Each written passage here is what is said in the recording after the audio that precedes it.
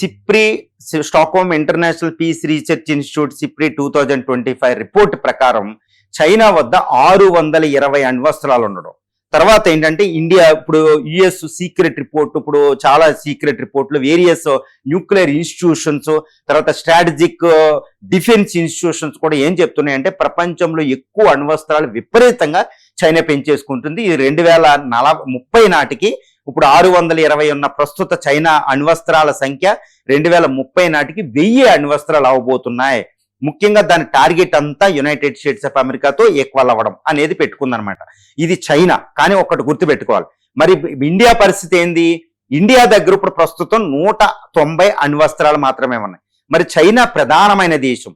China దగ్గర 620, పాకిస్తాన్ దగ్గర 170తో కలిపిస్తే India కంటే చాలా చాలా ఎక్కువ అనమాట. అంటే చైనా దగ్గర మనకంటే 3 వంతులు 3 టైమ్స్ ఉన్నాయి. తర్వాత పాకిస్తాన్ ఆల్మోస్ట్ ఈక్వల్ గా ఉంది, 20 తక్కువ.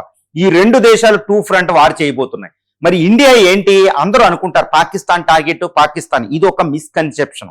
ఎప్పుడు కూడా ప్రపంచంలో ఉన్న వెస్టర్న్ కంట్రీస్ ఇవన్నీ ఏం చేస్తాయి అంటేనండి, ఈ వెస్టర్న్ కంట్రీస్ ఏం చేస్తాయంటే ఇండియాని పాకిస్తాన్తో పోలుస్తారు. చూడండి, మన మీడియా కూడా ఈరోజు ఈ మొత్తం ఇండియాలో ఉన్న అన్ని పబ్లికేషన్స్, అన్ని న్యూస్ ఛానల్స్ ఏమంటారు? పాకిస్తాన్తో పోలిస్తే 20 అణ్వస్త్రాలు ఎక్కువ అంటారు. ఇది మనకు గొప్ప కాదండి.